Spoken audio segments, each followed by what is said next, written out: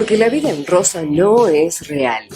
Bienvenidas a La Vida en Violeta, una propuesta de cambio. La Vida en Violeta, para construir empoderamiento de mujeres y niñas. Una sociedad más justa y segura para todas y todos.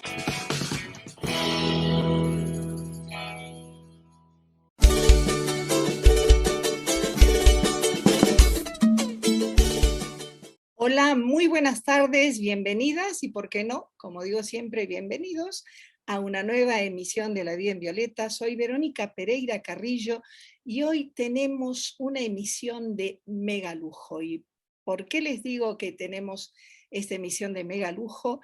Aparte de por ser una emisión transatlántica nuevamente, es una emisión con personas de gran valor personal, valga la redundancia, y que están haciendo historia en la jurisprudencia de sus países. Y vamos a tener en este panel, lo voy a adelantar muy rápidamente, a Sonia Vaccaro, quien, como ustedes saben, es una psicóloga de renombre internacional, argentina, residente en España, autora y referente del terrible mito del SAP, del síndrome de alienación parental. Tenemos también a Irune Costumero, madre protectora que está sentando jurisprudencia en España, a Joaquín Ceballos, abogado defensor de madres protectoras de la ONG Red Viva, y a una invitada especialísima, Sara Barney, presidenta de Red Viva. Qué gusto tenerlos a todos. Mil gracias por prestar generosa y desinteresadamente su tiempo y sus palabras para que sean un ejemplo en este panel de La Vida en Violeta. Hay que recordar a una grande del feminismo argentino, a Victoria Ocampo, cuyo natalicio fue el día 7 de abril pasado. Escritora, feminista, intelectual, ensayista, traductora, editora y mecenas argentina, quien abrió el camino a la intelectualidad y al protagonismo de las intelectuales, de las mujeres intelectuales argentinas, bregó por el voto femenino, por supuesto, como tantas otras, y bueno, falleció en 1979. Mariana San Martino, científica de CONICET, quien nos invita a un conversatorio en donde nuestra compañera Ana Laura Carvajal, también científica, va a estar como presentadora y que probablemente esté también presente y presidiendo la ministra de Salud, la doctora Carla Bisotti, con lo cual son todas mujeres y es algo que consideramos que tenemos que apoyar desde La Vida en Violeta. Escuchemos a la doctora Mariana San Martino. Hola Verónica, ¿cómo estás? Te mando un saludo desde La Plata para vos y para toda la audiencia de La Vida en Violeta. Es un saludo y una invitación a participar este próximo miércoles 14 de abril, que es el Día Mundial de la Enfermedad de Chagas, de un conversatorio virtual que estamos organizando sobre el segundo conversatorio de comunicación y Chagas. Este año nos vamos a estar preguntando de qué hablan las imágenes que hablan de Chagas, porque creemos que es necesario darse un debate y una reflexión seria y comprometida en torno a las imágenes que circulan o las imágenes que se producen para acompañar noticias, por ejemplo, o para hablar del tema en distintos espacios. Entonces, bueno, a las 9 de la mañana vamos a estar, no hace falta inscripción previa, directamente se entra por el enlace que estamos compartiendo en nuestras redes, que vos seguramente también estés compartiendo. Lo pueden encontrar, por ejemplo, en la página web hablamosdechagas.org.ar o en el Facebook de Hablamos de Chagas o en nuestras otras redes. Como te decía, a las 9 de la mañana primero una parte con panelistas que tienen distinto vínculo con lo que es la producción o el trabajo con las imágenes, y después un espacio que esperamos que sea de diálogo con todas las personas que estén participando desde la tribuna, como decimos, así podamos tener al menos unas 2 horitas para empezar a pensar este tema. Y durante el conversatorio también vamos a estar presentando un documento que se llama Comunicación y Chagas, Bases para un Diálogo Urgente, que elaboramos desde el conversatorio de Comunicación y Chagas del 14 de abril de 2020 hasta todo este año, todo un año de trabajo, para poder plasmar en un documento muchas de las reflexiones y cuestiones que se han estado intercambiando en torno a las múltiples aristas de la comunicación frente a un tema como el Chagas. Es un documento en el que vos participaste en la instancia que hicimos abierta y colaborativa para que personas de diversos espacios pudieran aportar también sus correcciones, sugerencias, comentarios, así que bueno, con gran orgullo, en este conversatorio 2021 vamos a estar presentando y lanzando el documento este, que va a estar disponible digital para que se lo descargue quien quiera y ojalá sea de utilidad. Te mando un abrazo, les mando un abrazo y muchísimas gracias siempre por acompañarnos en las actividades y las propuestas y por difundir. Buenas tardes. Mil gracias a Mariana San Martino, con todo este conjunto de científicas y científicos argentinos están realmente haciendo un trabajo magnífico. Y también voy a pasar un anuncio, que hay un gran malestar en Argentina en estos momentos. Para contrarrestar esto y para informar correctamente, la doctora Alejandra ha publicado un video sobre la segunda dosis de vacuna, el video de la doctora Alejandra Capozzo, también de CONICET, para el que quiera y el que quiera informarse. Ahí lo tienen en YouTube. Vamos a hablar de Sonia Vaccaro, quien, como dije, es psicóloga clínica y laboral, tiene un sitio web increíble, tengo que decirlo, y para nombrar todo lo que ha hecho y todo lo que ha aportado Sonia, tendríamos que tener varias emisiones, así que voy a dar solo una semblanza. Sonia Vaccaro es psicóloga clínica y laboral y ha desarrollado desde hace más de 20 años toda una carrera profesional en el ámbito de la victimología y la violencia basada en el género. Participó como autora y coordinadora del estudio comparado entre países acerca del síndrome de alienación parental y escribió, entre otros, los libros El pretendido síndrome de alienación parental, junto a la doctora Consuelo Barea, y la guía ¿Qué hacer si mi hija ha sido maltratada? Bueno, ya he presentado a Irune, quien desde hace varios años, luego nos lo va a contar, es una madre protectora y es una madre a quien le han arrancado a su niña prácticamente de los brazos, y quien ha empezado una lucha incansable, tengo que decir, incansable, pero que ha tenido frutos increíbles. Irune ha hecho sentar al Estado español a rendir cuentas sobre su caso. Y también en el banco de los acusados a los responsables de un procedimiento totalmente misógino y totalmente injusto. Tenemos a Joaquín Ceballos, es abogado y docente. Escuchen esto, terminó su carrera en 2016, Universidad Nacional de Buenos Aires, donde actualmente dicta la materia Procedimientos de Prevención y Resolución de la Insolvencia. Se especializa en Derecho Comercial y es autor de publicaciones en temas de su especialidad.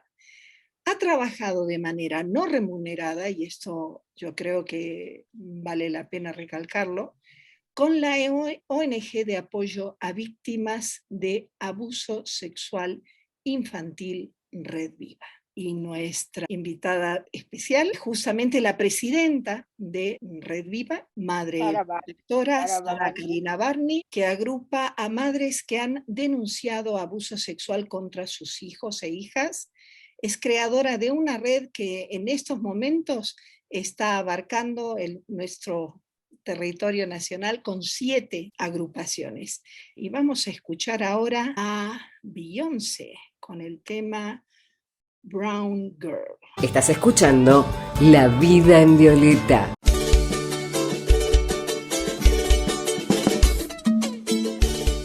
Empezamos entonces en el panel. Quiero decir que esta emisión está siendo grabada y está siendo también replicada por Facebook Live de La Vida en Violeta, del evento de La Vida en Violeta, y también en mi perfil personal. Además de ello, vamos a publicar esta emisión luego de editada, porque por supuesto no pueden salir de ninguno de los temas musicales. Vamos a ponerla en nuestro canal de YouTube que se llama Diario de Alma, que es otra iniciativa de comunicación y abogacía para las mujeres. Vamos a comenzar, si te parece, Sonia. Es importante saber de qué se trata el SAP, si te parece, y cómo se aplica, quiénes son los actores principales en el sistema judicial. Hola, Verónica, gracias por la invitación.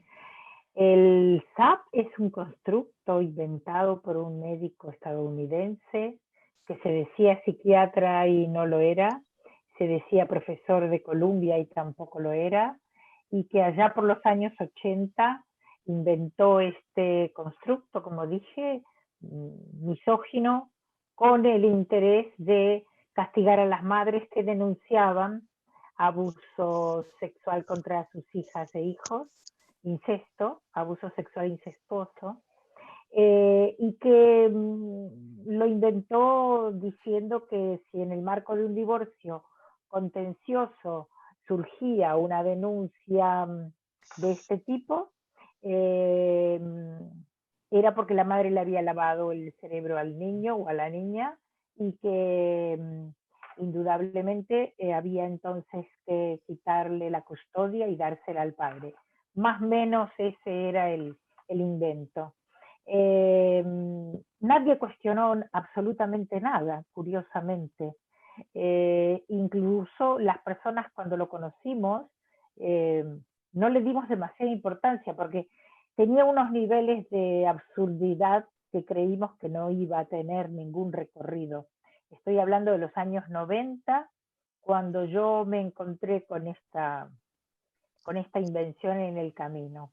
Me equivoqué, porque no contaba con lo que se llama el prejuicio del imaginario colectivo patriarcal. Y llevamos a día de hoy, más de 35 años después, porque Gardner, que era el médico que lo inventó, lo hizo en el año 1985. Mejor dicho, sus primeros esbozos fueron de 1983, su primera publicación es de 1985, pero desde entonces hasta ahora se lo ha explicado por activa, por pasiva, de 1000 formas, demostrado que no existe a nivel clínico, de ninguna forma, pero no importa, es más difícil desmontar un prejuicio que defender una verdad. Y el patriarcado nos da la pauta que tiene evidentemente un imaginario colectivo muy arraigado.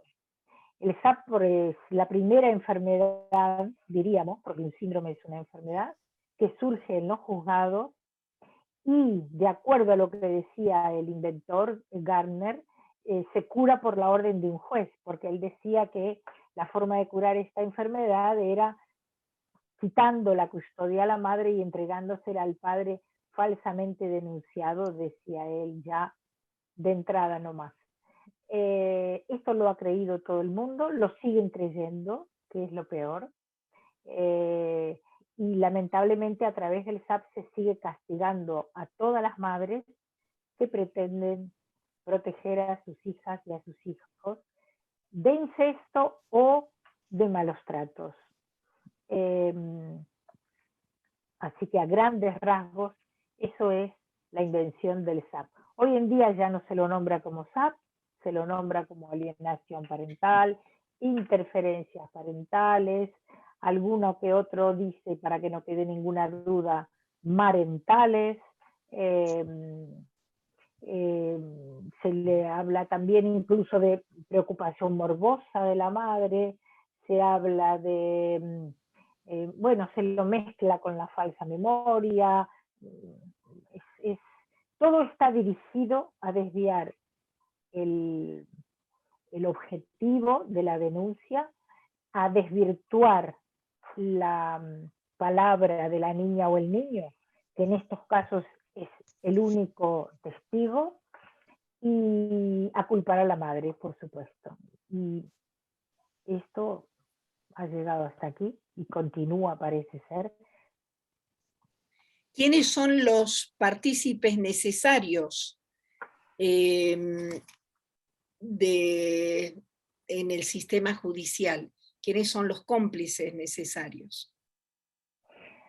A ver, los y las cómplices necesarios y necesarias, porque aquí hay hombres y mujeres, son personas con un grado de misoginia suficiente como para creer en este mito. ¿Qué profesión tienen?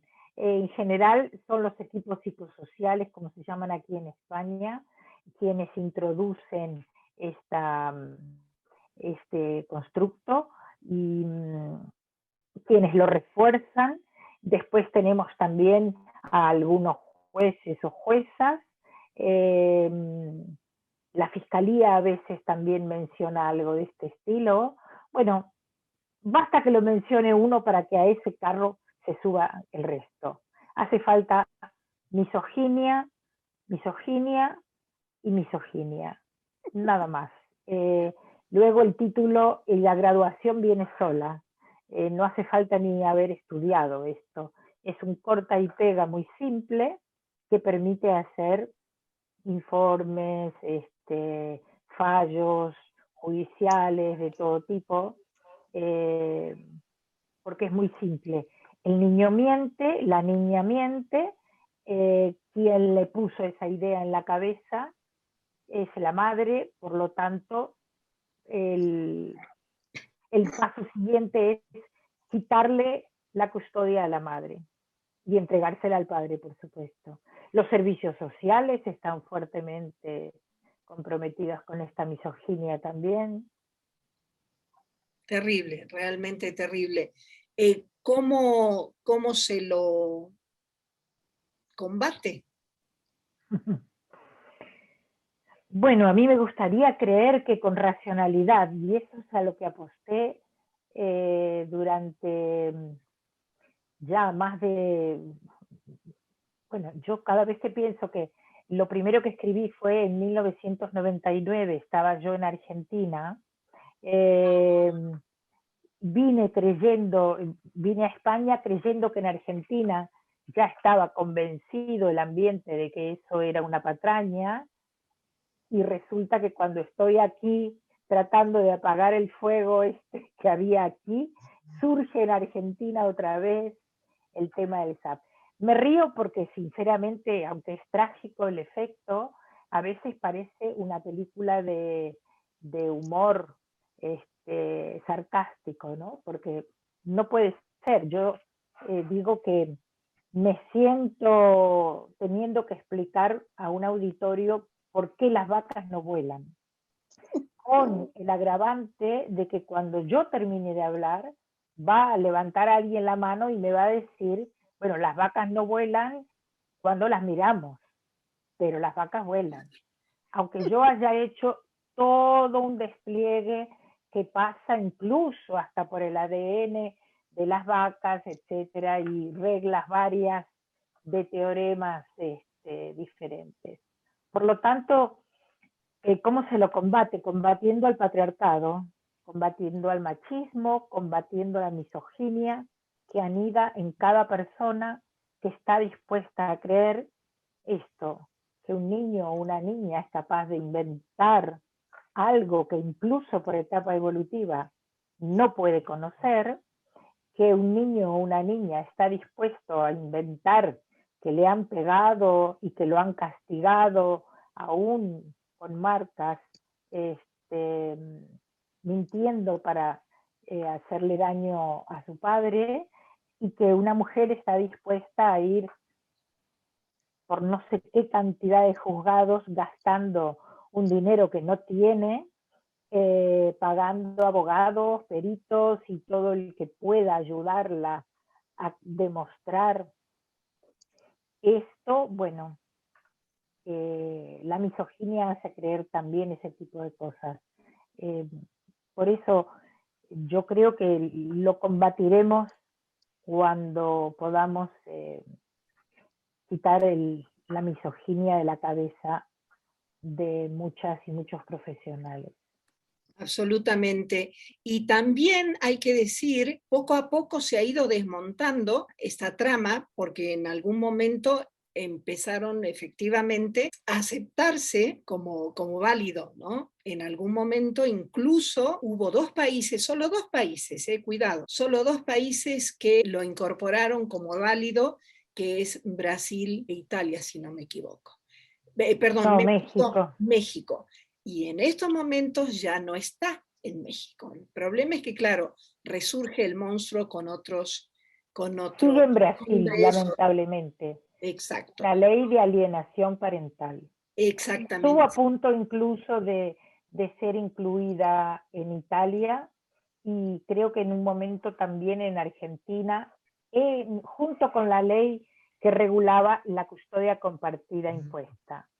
Para que veamos un poco por dónde va el tema, ¿no? Y por quiénes son los compañeros de viaje de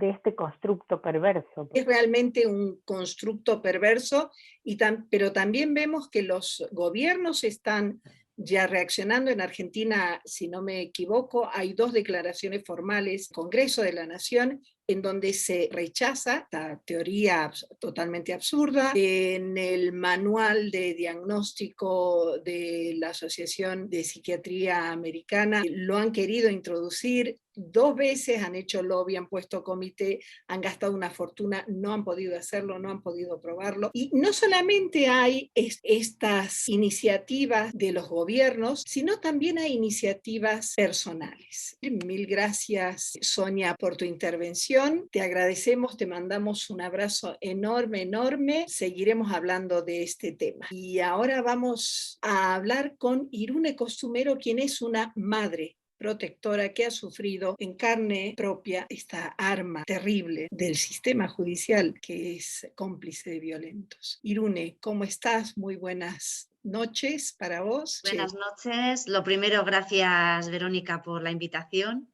Y bueno, desde aquí le tengo que mandar también decirle las gracias, darle las gracias a Sonia Vaccaro por sus sabias palabras y por su trabajo, evidentemente durante largos años.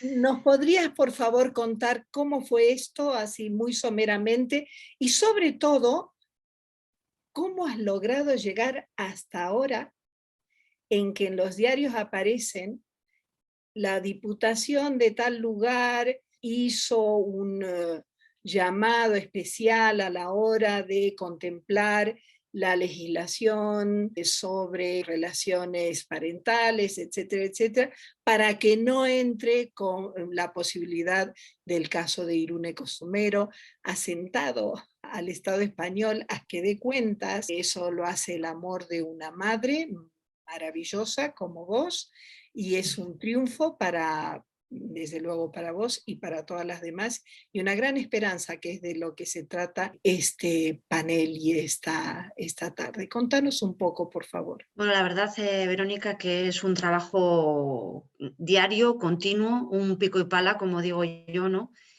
Constante, para poder recuperar a mi hija, ¿no? Es sumamente triste, aunque esperanzador.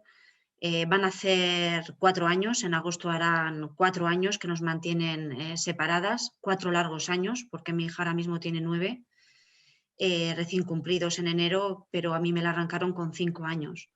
Lleva la mitad de su vida en una casa donde no quiere estar, donde no la tratan bien, y es una auténtica tortura, ¿no? Los logros, bueno, pues han sido lo primero, denunciar a la Diputación Foral de Vizcaya, que fue quien me arrancó sin previo aviso a mi hija, con más de 10 personas presentes, policía uniformada para una niña de 5 años, ¿no? Fue brutal, la verdad que fue brutal. Les denuncié penalmente y he conseguido que la Audiencia Provincial de Vizcaya les impute hasta en 3 ocasiones por prevaricación, maltrato y delito de lesiones psíquicas hacia mi hija y hacia mí. Han abierto apertura de juicio oral. Dentro de poco se sentarán en el banquillo. Les imputan 5 años, 8 meses y 2 días de cárcel, 15 años de inhabilitación y han tenido que depositar solidariamente, como ellos dicen, 600.000 euros en el juzgado. Aún así, ese juicio penal, porque tenemos que tener en cuenta que mi caso ha ido por 2 vías, la civil y la penal. La civil es inmediatamente cuando te emiten una orden foral, porque aquí en el País Vasco son órdenes forales, el Servicio de Infancia emite órdenes forales, puentea, por así decirlo, al juez y se mete por medio para arrancarte a tus hijos. Entonces, para oponerte a esa orden foral tienes 2 meses y empiezas en esa vorágine judicial que el primer juicio puede llegar 1 año y medio más tarde. En mi caso no he tenido ningún juicio civil, aún casi en 4 años, porque el modus operandi de la Diputación era el día anterior emitir un montón de informes, imposibilitando siquiera la lectura de esos informes, ¿no? Con lo cual se tenían que aplazar y dilatar todos los procesos. Con la tercera imputación de la Audiencia Provincial de Vizcaya hubo prejudicialidad, que es que se paraliza lo civil para dar curso a lo penal, que en teoría es más rápido, pero en mi caso, como tengo enfrente al Goliat de la Diputación Foral de Vizcaya, pues llevamos 1 año casi y medio de retraso en ese juicio penal, ¿no? Que sentará por primera vez en el banquillo a los máximos jefes de la Diputación Foral de Vizcaya. Está incluido el diputado de Acción Social, Sergio Murillo Corzo, la jefa de Servicio de Infancia, Consuelo Alonso Vergara, Antonia Giner Bucarella, que es la jefa de Recepción y Valoración del Servicio de Infancia, y Maika Uruchurtucueva, que es la trabajadora social que me arrancó a mi hija, llevándosela literalmente en volandas, ¿no? Ignorando sus gritos de auxilio. Ya Fiscalía de Vizcaya, al mes de arrancarme a mi hija, emitía un informe diciendo que el ente foral no estaba legitimado para modificar custodias y que me entregasen a mi hija. Han pasado casi 4 años y eso no ha sucedido. Como digo, lo civil está paralizado, lo penal lleva 1 año y medio de retraso y en esa ratonera que se encuentra mi hija, porque al fin y al cabo yo estoy en casa, pero es ella la que está, a la que la han revinculado y la han obligado a vivir con quien no quiere casi durante 4 años, pues solicitamos un 158 de medidas cautelares urgentes que fue admitido a trámite por la jueza número 6 del juzgado de Bilbao en septiembre del 2019 y juzgada por la misma jueza en diciembre del 2020, 1 año y 2 meses más tarde. A cualquier abogado o abogada que le preguntes en cuanto se debe de juzgar unas medidas urgentes, que lo de urgente no lo ponen por poner, sino porque de verdad son urgentes y aportas informes haciendo constar la urgencia y la gravedad del caso, pues esta jueza, una vez más, esa jueza, porque es cierto que a mí en todo este periplo judicial todo ha sido juezas, se palpa la misoginia que mencionaba anteriormente Sonia Vaccaro. Como digo, tardó 1 año y 2 meses en juzgarlo y encima lo hizo en 2 días de diciembre, con la indefensión que eso conlleva, porque claro, al segundo día de juicio ya tenían visionado el anterior, con lo cual llevaban todas las conclusiones escritas. De lo contrario sería imposible inventarse todo lo que se inventaron, ¿no?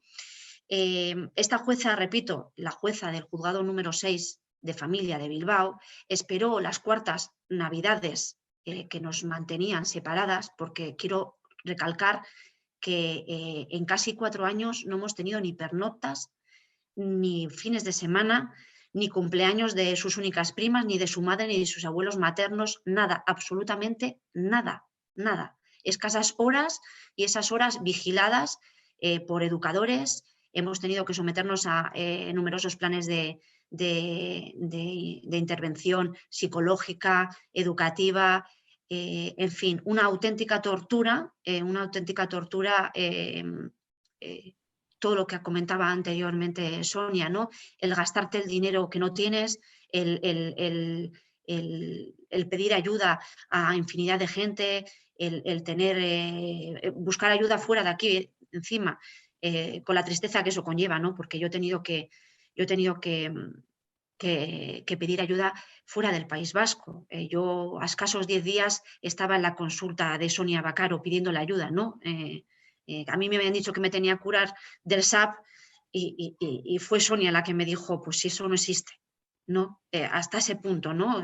Yo iba a lo que me habían dicho, para recuperar a mi hija me tenía que curar, y yo fui pidiendo ayuda y llamando a numerosas puertas que aquí en el País Vasco todas me decían: a Irune, ¿qué es lo que has hecho, no? ¿Cómo se te ha ocurrido denunciar a la Diputación Foral de Vizcaya? Es David contra Goliat, no sabes dónde te has metido, no vas a ganar. Bueno, pues con mucho sudor, muchas lágrimas, porque la verdad que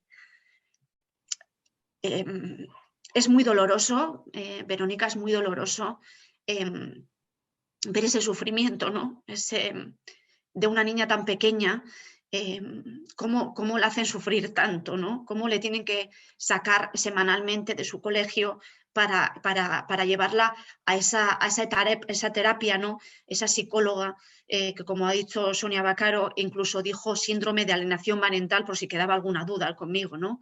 Esa misma psicóloga que cuando mi hija le dice que quiere estar más con su madre, le dice que si no quiere estar con su padre jamás verá a su madre, ¿no? Imaginaros lo que eso conlleva, ¿no? Esa mochila llena de piedras que tiene una niña tan pequeña, ¿no? Es lo que hacen los servicios sociales, y en este caso la Diputación Foral de Vizcaya, ¿no? Esta tortura constante.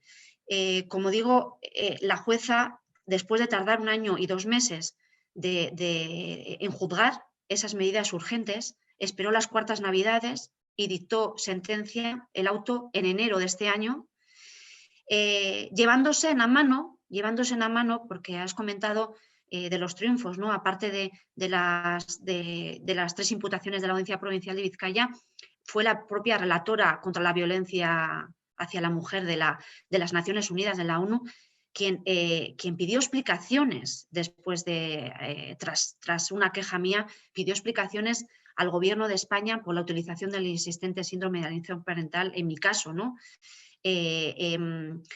Un escrito que lo recibió España en septiembre del 2020, del año pasado, y en el que estaba cargado de frases tan contundentes como las que voy a leer para no equivocarme en ninguna de las palabras, ¿no? Decía la relatora de las Naciones Unidas: quisiéramos expresar nuestra profunda preocupación por la integridad física y mental de la señora Costumero, pero también de su hija.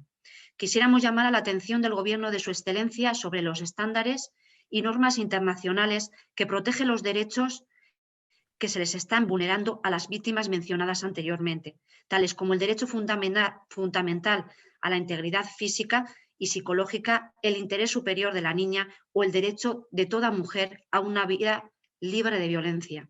Nos preocupa que muchas decisiones administrativas y judiciales reflejan una interpretación de la legislación nacional por parte de los operadores de justicia, pero también por parte de las trabajadoras sociales, basadas en prejuicios y estereotipos de género. Quisiéramos mencionar que la ausencia de una perspectiva de género por parte de la judicatura puede verse reflejada en los procedimientos que atribuyen un valor inferior al testimonio o argumentos de las mujeres como partes o testigos. Nos preocupa que los estereotipos y prejuicios de género, así como la ausencia de una perspectiva de género y de un análisis interseccional de la discriminación contra la mujer, obstaculicen el acceso a la justicia por parte de las mujeres y niñas víctimas, impidiéndoles obtener un recurso efectivo. Nos preocupa el uso del presunto síndrome de alienación parental, SAP, contra las madres y la falta de credibilidad que algunos tribunales otorgan al testimonio de los niños y niñas cuando la madre denuncia abusos hacia el menor por parte del padre. Es increíble la respuesta del Gobierno de España, totalmente con evasivas, un cortapega, porque lo único que hacen es un cortapega lleno de leyes que ni siquiera en mi caso se pueden aplicar. O sea, imaginaros el cortapega que lo lees y dices todo esto, no saben ni quién soy, no saben ni lo que me ha pasado, no saben lo que está sufriendo mi hija porque todas estas leyes no son aplicables a mi caso. Es increíble que después de recibir ese tirón de orejas de la relatora de las Naciones Unidas, España conteste de esa manera tan, permitidme, absurda, porque me parece que se están riendo de todas las madres que intentamos proteger de las garras del abuso y del maltrato a nuestros niños y niñas. Es increíble. Después de me acuerdo la imagen de esa jueza que os menciono de Bilbao, que se llevó esa respuesta de la relatora en la mano para leérselo porque le sorprendió. Después, la forense que vio a mi hija, una vez más, después de haber hecho hace unos años el informe en el que determinaba que mi hija tenía daño psíquico por las medidas adoptadas por la Diputación Foral de Vizcaya, hizo una ampliación del informe, volvió a ver a mi hija y decía cosas como esta. En los test proyectivos se sigue poniendo de manifiesto rasgos de extroversión, con rasgos de impulsibilidad, pero con gran control de las emociones que determinan una personalidad coartativa, que evidencia inseguridad, indefensión, desconfianza y conflictos afectivos. Se detectan alteraciones en la esfera afectiva, sentimientos de falta de seguridad y necesidad de apoyo, desconfianza y cautela, sentimientos de abandono, miedo a la separación, gran control de la espontaneidad afectiva y actitud defensiva hacia los demás. Persiste el rechazo verbal y proyectivo hacia la figura paterna y a la vez lo hace con miedo, porque es consciente que ello puede generar problemas. Mi hija le decía, los psicólogos no dirán... Perdón, Irune, Sí. voy a interrumpirte, vamos a volver contigo. Lo que pasa es que aquí tenemos a Sara Barney para intervenir ahora y también tiene que estar con un caso conocido aquí. Volvemos contigo. El tema es que estás ganando. Los has hecho sentar en los banquillos de acusados, han tenido que dar explicaciones, aunque fueran de perogrullo, y en estos momentos se están redactando legislaciones de las autonomías en donde se están cuidando de no incluir nada, tomando tu caso como paradigma. Mil gracias, Irune, quédate con nosotras. Gracias. Sara, qué gusto tenerte otra vez, verte nuevamente. Sara es, como dije, presidenta de la ONG Red Viva. Vos sos también madre protectora, como Irune. Irune hizo un recorrido solitario, también con apoyos importantes, como mencionó, y está haciendo jurisprudencia, y ustedes también.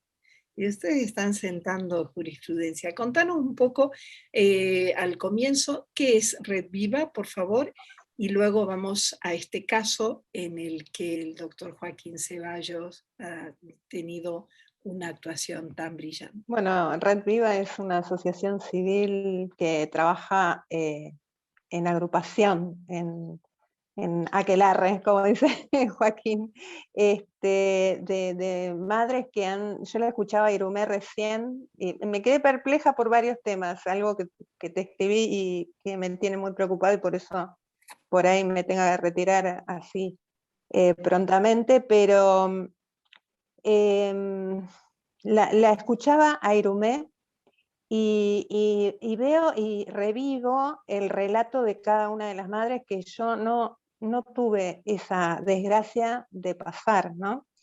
Pero lo que ella cuenta de lo insólito es lo que se ve en cada uno de los juzgados que transitamos de familia, con madres que llevan 10 años de proceso, y bueno. Entonces, ¿qué hicimos? Yo sé que la temática de hoy es otra, y es destacar esto, que la lucha sirve y es real, porque más allá de lo personal, que Irumé debe estar, no sé cómo están paradas muchas madres, la verdad es que no lo sé, y eso es lo que a mí me compelió a quedarme, ¿no? Para ver qué era lo que se pasaba y en qué se podía sumar. Y vemos que llevan esta cantidad de años tremendos, ¿no? Donde destrozan a la madre y destrozan a las criaturas. Pero en el medio, como vos decís, estamos pudiendo generar la visibilización, que es no dejarlos contar más con la comodidad de ese silencio. Y también en esta trayectoria nos vamos encontrando con personas que, si bien no tienen que ver con la temática, digo, nosotros lo hacemos a pulmón, lo hacemos sin saber, sin haber estudiado. Joaquín, por ejemplo, no es especialista en familia o en abusos sexuales, pero entendió de inicio, y la verdad es que yo di con él porque no encontraba, nosotros no tenemos abogados que podamos pagar, entonces siempre tenemos que estar buscando que nos hagan el aguante, y qué aguante, Joaquín, qué aguante nos hizo Joaquín durante 8 meses en plena pandemia, cuando las madres empezaron a llegar con que sí, tenían la causa de abuso y de violencia y todo lo que estaban viviendo, que se sentían protegidas en esta pandemia por la pandemia, cosa que me destrozaba el alma, pero que no podían cobrar las asignaciones universales porque se habían separado y no podían haber hecho los trámites y demás cuestiones, y que necesitaban cobrar esa UH, que había un decreto presidencial de 2016 que impedía que quien hubiese tenido deuda pudiese cobrar esas AUH. Bueno, la cuestión es que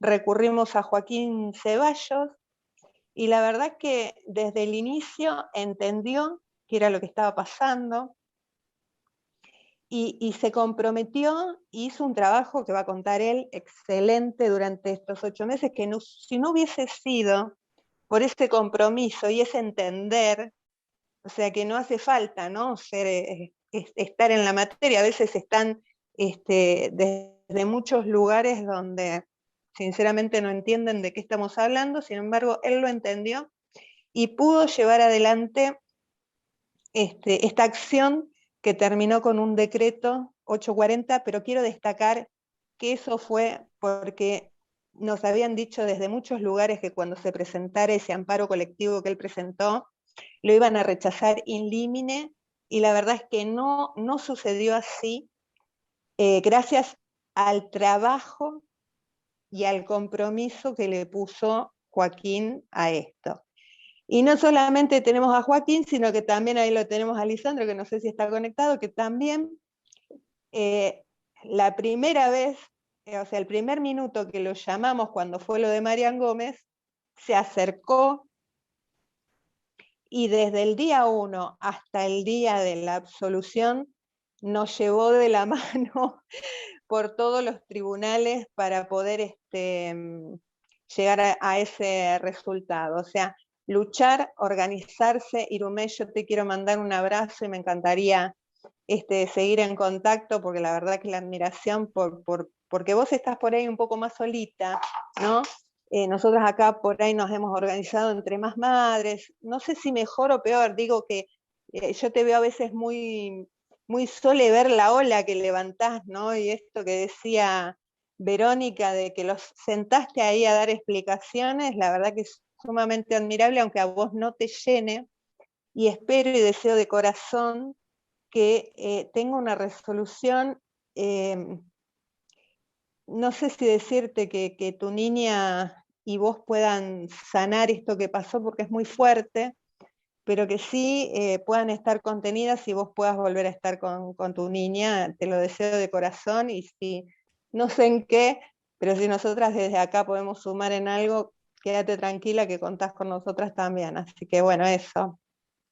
Más que nada, y Verónica, agradecerte siempre que tengas el espacio para las madres protectoras, para visibilizar. Sonia Baccaro, que está ahí batallando constantemente, lo vi, Enrique Stola por ahí también, otro que está constantemente dándonos las herramientas y el apoyo que necesitamos, ¿no? Tal cual, tal cual. Vamos a escuchar, porque este 7 de abril también fue el natalicio de la primera mujer latinoamericana que recibe el premio Nobel de Literatura, un premio Nobel por empezar, y la única que recibió el premio Nobel de Literatura. Estoy hablando de Gabriela Mistral, que nace un 7 de abril y que le dedica a su hijo, que en ese momento tuvo que ser identificado como sobrino, Jin Jin, un poema maravilloso que se llama Apegado a mí, y vamos a escucharla a ella, que eso es lo interesante de esto. Normalmente los poetas y las poetas son súper conmovedores en escribir, y no sé tanto, algunos varía mucho esto, en recitar, pero creo que está muy bien para ejemplificar esta relación inquebrantable, inquebrantable de madres e hijos. Vamos a escuchar a Gabriela Mistral en Apegado a mí. Qué maravilla, qué ternura. Gracias, Carolina. Aplaude la intervención de Sara. Mil gracias, Sara. Un abrazo a Pablo Zambrano, que es abogado que se une desde Ecuador. Estás escuchando La Vida en Violeta.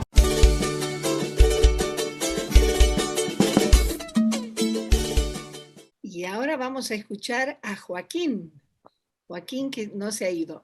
Aquí estás. No, no me fui. Acá estoy todavía. ¿Cómo estás, Verónica? ¿Todo bien?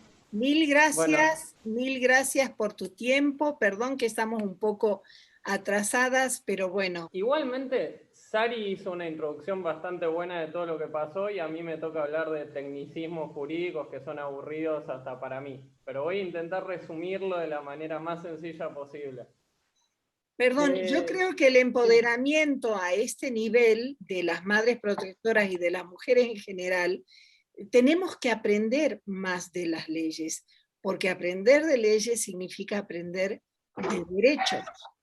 Entonces, no sé si son aburridas para vos, pero son muy necesarias.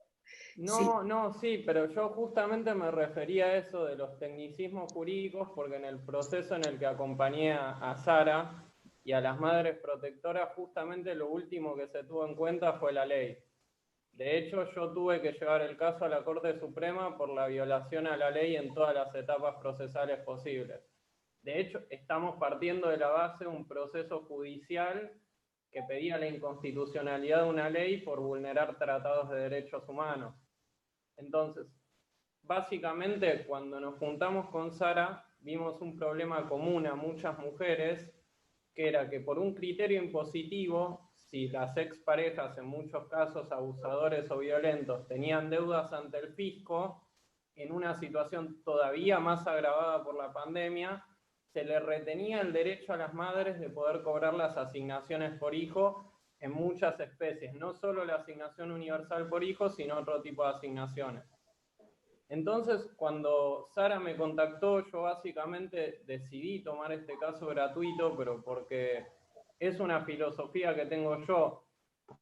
Yo, como bien dijiste, fui a la Universidad de Buenos Aires y muchas personas que me están viendo seguramente hoy a la mañana fueron al supermercado y compraron algo y pagaron IVA, y con ese IVA que pagaron me pagaron los estudios a mí. Entonces, yo intento devolverle a la sociedad desde mi conocimiento, en la medida que pueda, lo que ellos me dieron para que yo pueda ir a la facultad.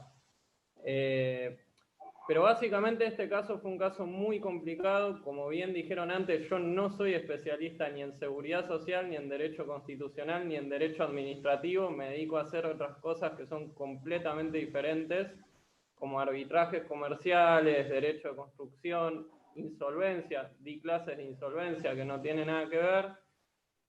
Pero acá lo que pasó fue, primero quiero resaltar y también invitar a abogados o abogadas que estén escuchando a que puedan intentar aportar su granito de arena desde el lado que puedan, porque esto no deja de ser una cuestión de voluntad, poder ayudar al otro, y más cuando hay temas que tienen que ver con derechos humanos. Este proceso, sintéticamente, lo que ocurrió fue que en primera instancia, luego de que estaba firme una decisión de Cámara que nos permitía iniciar la acción, nos rechazaron el amparo, porque dijeron que la asociación civil no se encontraba legitimada para reclamar el nombre de las madres. Eso lo tuvimos que llevar a Cámara con Sara y también con otro abogado que hoy no puede estar presente, que se llama José Valverde, que es un gran abogado y tiene un corazón enorme.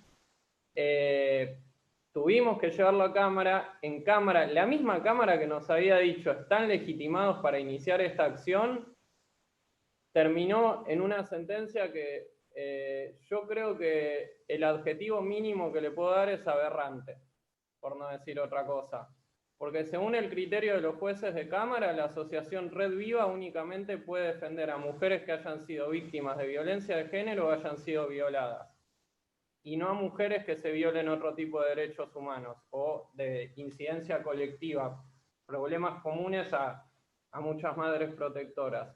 Pero Entonces, violencia económica contra la mujer no estaba comprendido en este caso. sí, nosotros planteamos que era violencia económica, pero esta vez desde el Estado, pero lo que ocurrió fue que los jueces de Cámara no es que no lo entendieron, porque lo entendieron, pero sino por conveniencia sacaron una sentencia que estaba totalmente desajustada de derecho y era aberrante, y ante eso tuvimos que interponer dos recursos. Un recurso de salto de instancia, o más conocido como per saltum, que hace poco en los noticieros habían salido noticias sobre algunos per saltum, en el cual indicamos que la sentencia era un acto discriminatorio de los jueces y que eso generaba responsabilidad internacional del Estado argentino por el actuar de esos jueces, y después de eso tuvimos que meter un recurso extraordinario que, dicho sea de paso, una vez que nos lo concedieron, a la semana salió el decreto que Sara mencionó, dejando sin efecto el artículo que nosotros pedíamos la inconstitucionalidad. Entonces, estuvimos 8 meses girando por los tribunales de seguridad social. Obviamente era un paso para adelante y 5 para atrás, porque este litigio en teoría era contra el ANSES, pero en definitiva terminó siendo contra los juzgados. Y tuvimos que llevarlo en instancia extraordinaria, que, valga la redundancia, tendría que ser extraordinaria y no tendría que estar, ni tendríamos que llegar a estas instancias para poder solucionar un tema de violaciones a derechos humanos, y recién ahí el Estado reaccionó para poder modificar esta norma. ¿Y cómo reacciona? ¿Cómo sale el decreto? El decreto salió a la semana. Porque lo mandamos a la oficina de... se me fue el nombre, Joaquín Cafiero es el jefe de gabinete. Lo mandamos a el per saltum con todo lo que había hecho Joaquín y el recurso extraordinario a jefatura de gabinete, y ahí a la semana dieron por sentado que lo que reclamábamos era cierto. Que algo que es muy curioso, Verónica, es que, y todos, es que si leen los considerandos del decreto de necesidad y urgencia, básicamente es un copiar y pegar de la demanda que escribimos nosotros. Claro, claro, por pero lo bueno. menos les dimos una mano para redactarlo. Exacto. Así de no todos tenían que modos, perder tanto tiempo como las personas que realmente lo necesitaban en tener que llevar a una instancia extraordinaria. sí, pero al final pudieron sacarlo, y eso es increíble, realmente increíble. Y bueno, felicitaciones, Joaquín, felicitaciones, Sara, es otro ejemplo de que, bueno, hay que juntarse, hay que apoyarse mutuamente, y esas ganas, ¿no? Y esa voluntad y ese trabajo enorme, pero que bueno, esto sienta precedente. Esto sienta precedente. Vamos muy rapidito a un corte musical. Ñahuita de la Puna, Dicen que el amor ha muerto, y escúchenlo porque es precioso. Escuchábamos a Ñahuita de la Puna, a quien le enviamos un gran saludo, mil gracias. Por supuesto a Sonia, a quien le enviamos un gran saludo. A vos, Sara, como siempre, súper guerrera, maravillosa. Mil gracias por estar siempre ahí. Realmente vos decís que yo los ayudo y les doy un espacio, pero para mí, gente como vos, como Irune, como Sonia y por supuesto como Joaquín, me dan una gran esperanza hacia el futuro, ¿no? Y yo creo que no hay nada más revolucionario que la esperanza. Un abrazo muy grande, hasta allá. No sé si quieren decir algunas palabras, algún mensaje para madres protectoras y para también abogados o potenciales defensores de madres protectoras. Y cerramos este panel. Sí, bueno, esto que recalcabas vos y para lo que estaba esta propuesta de hoy de organizarnos y de no bajar los brazos, porque la verdad es que es desalentador el día a día, pero a lo largo, como decías vos hoy, a lo largo de los días que van pasando los días se van viendo diferentes cambios. Nosotros que estamos en la ola por ahí no lo vemos, pero si tomamos distancia podemos ver que hoy cambió muchísimo, que falta un montón, obviamente, pero cambia gracias a la lucha. Nada se consiguió si no fue por lucha, y eso es una regla que no vamos a cambiar nosotros ni nosotras. Así que eso, a seguirla peleando día a día y a seguir encontrándonos con gente como Joaquín y como Lisandro. Una lástima que Lisandro no se haya podido conectar, pero gente muy comprometida que hace falta, y con la voluntad de hacerlo, ¿no? Porque sin ser especialista, ¿no? Absolutamente. Así que bueno, muchas gracias a todos. Gracias a vos, Sara. Vamos, aquí hay una pregunta. María Torres Guerrero ha levantado la mano. Sí, hola, buenas noches. Buenas noches. Yo vivo de aquí, de Bélgica, y quería solamente también rapidito comentarles que yo soy madre de 5 niños, y también aquí el Estado, por acusaciones del padre y una jueza, también me los han arrancado, me los han quitado. Desde el 2012 llevo luchando para recuperarles, pero estoy como Irune. Ella ha avanzado mucho, pero yo estoy aquí en Bélgica, vivo sola, no tengo familia, y estoy David contra Goliat, porque es yo sola contra una jueza, contra el padre y contra todo ese sistema judicial corrupto que está ejerciendo toda esta justicia y todas estas leyes, como lo dijo el señor Joaquín Ceballos, que no hay leyes. ¿Qué leyes? Leyes perversas. Y es muy cruel, ¿sabe? Todo esto que están haciendo con los niños y que están haciendo con nosotras aquí. Y lamentablemente aquí en Bélgica todo esto lo han mantenido oculto, en secreto. Y aquí las organizaciones de verdad no hacen nada.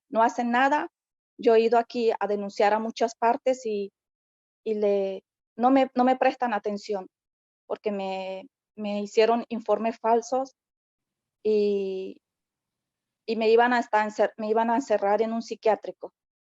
La asistenta que hizo todos estos informes falsos. Qué terrible lo que contás, María. Vamos a ver si Sara o Joaquín pueden darte alguna orientación. Y como saben los abogados, como le ha pasado a Irune y a muchas, los abogados realmente no están preparados para algunos no, pero cada vez más. Entonces vamos a escuchar a Sara, si te parece, María, para ver soluciones, ¿no? Sí, Sara. Tratar de buscar a una persona, a una asociación que se dedique a defender derechos humanos, quizás tratar de ver el contacto con Irume para ver si ella puede hablar o mandar su caso a la OEA, ¿es donde ella donde mandó Irume? A la ONU. Porque a la ONU, porque para estar, o sea, ella sola, si no tiene una asociación que la acompañe y que haga la visibilización, le va a ser muy difícil. Sí, quizás poder llevar su caso ante la ONU, eso sería de muchísima más ayuda, porque si no, imagínate que por más que buena voluntad, yo recién estoy estudiando, pero tenés que hacer derecho comparado porque no conocemos cómo se manejan allá, entonces quizás una buena posibilidad, no sé si a Joaquín se le ocurre algo más.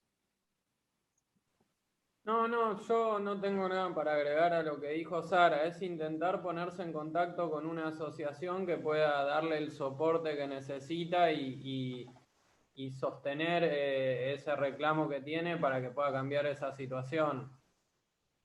Absolutamente. Y yo creo que es muy buena la idea. Irune se desconectó desafortunadamente porque era una de las preguntas que había, ¿no? ¿Cómo hizo para que hubiera una observadora especial, ¿no? De la ONU. María, si querés dejarnos en el chat no sé, un contacto tuyo, yo voy a mirar. ¿Vos estás en la parte flamenca o en la parte francesa de Bélgica? Si lo podés poner en el chat, porque yo flamenco no sé, pero francés sí, y te puedo buscar asociaciones que pueden ayudarte. Seguimos entonces con Pablo, que es colega tuyo, Joaquín, Pablo Zambrano. Qué gusto verte nuevamente, Pablo, entrevistado varias veces desde hace años. Y uno de los pioneros en denunciar el SAP. Pablo se conecta desde Ecuador. Muchas gracias, Vero. Es un gusto compartir una vez más con ustedes. Bueno, la preocupación que tienen justamente ustedes sobre el mal manejo de la justicia referente a la atención prioritaria que se le tiene que dar a las mujeres víctimas de violencia y sobre todo a los niños, sucede acá también en Ecuador, les cuento. Nosotros hemos sido muy críticos de cómo la función judicial acá en nuestro país mira con qué me importismo justamente a aquellos servidores que no realizan bien su trabajo. No entregan, por ejemplo, las medidas de protección a las mujeres víctimas de violencia intrafamiliar de manera inmediata. O en otro caso, a los niños, a los menores, se lo entregan al padre, ¿no? Arrebatándoles a los menores de los brazos de las madres, en ciertos casos alterando los informes o no tomando en cuenta los informes, no tomando en cuenta los riesgos que corre el menor.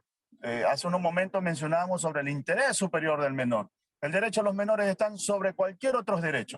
Entonces hay que cuidar eso de ahí. Lastimosamente el problema que sucede en Argentina, que sucede en España, sucede en la mayoría de los países. Por eso aquí en Ecuador es una lucha constante. Nosotros, yo le sugiero a la amiga, a la compañera, utilice los medios de comunicación. Hay que hacer plantones, hay que hacer manifiestos, hay que reunirse en colectivo.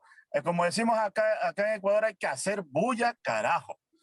Y ha funcionado. Acá las mujeres, yo resalto mucho el hecho de que las mujeres se organizan muy bien y ya vemos grupos de hombres que estamos justamente trabajando por los derechos de la mujer y sobre todo sobre los derechos de los niños. No hay que claudicar. Me decía Vero un día, la lucha es constante y no hay que claudicar. A veces uno se siente desmotivado, pero vamos, hay que seguir adelante, hay que seguir luchando. Y estamos hombres también ayudando en este trabajo. Estamos colaborando también para que el trabajo no solamente sea de mujeres, sino también de hombres. Un abrazo a la distancia. Muchísimas gracias, excelente el aporte. Y bueno, María, por favor, si puedes tomar en cuenta. Y yo hice el último intento de contactarme con Lisandro y no pude. Así que, bueno, mil gracias de todos modos. Les cuento que en la próxima Vida en Violeta vamos a tener a Alicia Reynoso, quien es una veterana de Malvinas. ¿no? Y bueno, al margen de la legitimidad o no de la guerra, hubo mujeres que estuvieron en Malvinas y no son consideradas veteranas.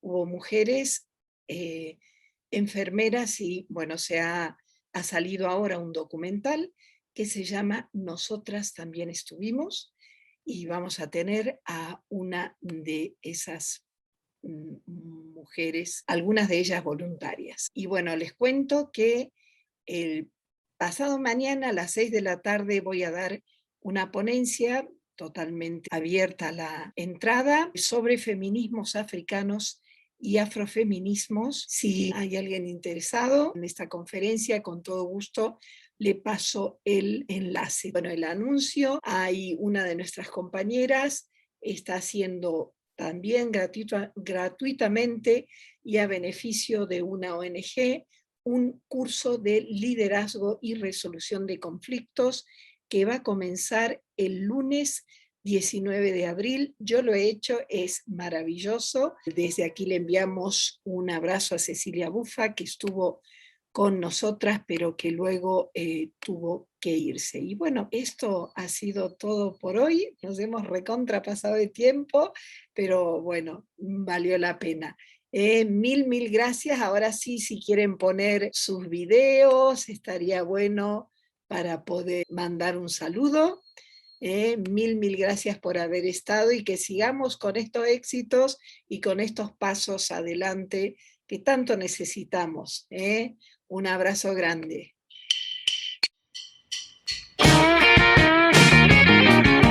Esto fue La Vida en Violeta, una propuesta de nuevos enfoques, iniciativas y empoderamiento.